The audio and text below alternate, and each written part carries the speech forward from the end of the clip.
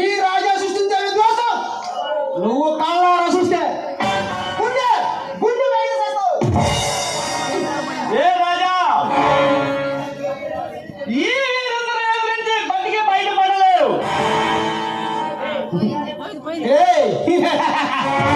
రాజా తెలుసుకుంటే ఎడారిలో కూడా సునామీ సృష్టించగలడు. సాధ్యం అన్న దాన్ని సుసాధ్యం చేసి చరిత్రని మార్చగలడు.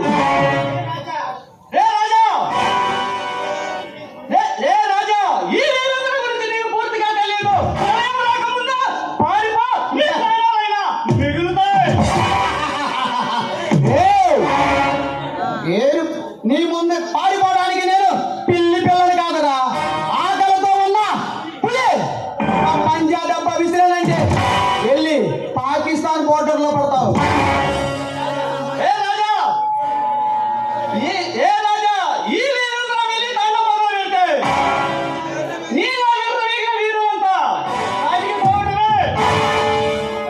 నీవు మోత ఫిక్స్ చేయమంటావా ప్లస్ రెడీ చేయమంటావా?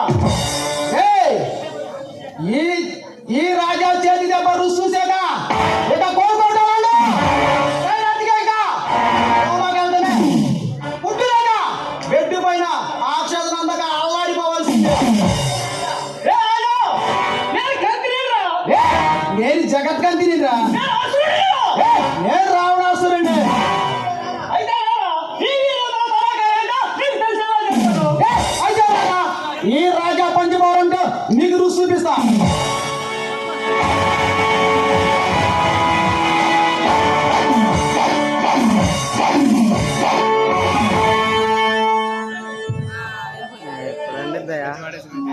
చాలా థ్యాంక్స్ అండి, సమయానికి వచ్చి మీరు రక్షించారు. థ్యాంక్స్ ఎందుకండి, ఆపదలో ఉన్న వాళ్ళని కాపాడు. మానవ ధర్మం నా ధర్మం పాటించాను అంతే. చూడండి, ఎంతైనా మీలాంటి మంచి మనుషులు ఈ రోజుల్లో చాలా కరువైపోతున్నారండి.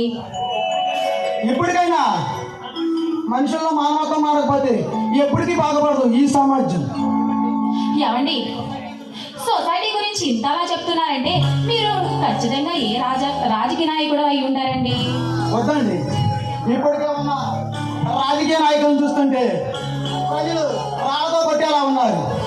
ప్రజల సమస్యలు పోరాడతారని ఎన్నుకొని అసెంబ్లీకి పంపిస్తే పూర్తి మాటలు ఎలుక శేషాలతో రాజకీయ నాయకుడు పదానికి అర్థం లేకుండా చేస్తున్నారు ఈనాటి రాజకీయ నాయకులు. అవునండి, ఆ మాట నిజమే. రాజకీయ నాయకులు ఈ రోజుల్లో డబ్బులు ఓట్లు లెక్కేసుకోవడం తప్ప ప్రజల సమస్యల్ని ఎక్కడ పట్టించుకుంటున్నారండి.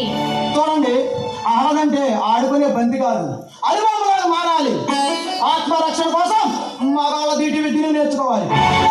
ఇలాంటి ఆకతాయిలు మీ వెంట పడాలంటే భయపడి వస్తారు. నిజమేనండి, కానీ ఒక ఆడదానిగా పుట్టడమే మేము చేసిన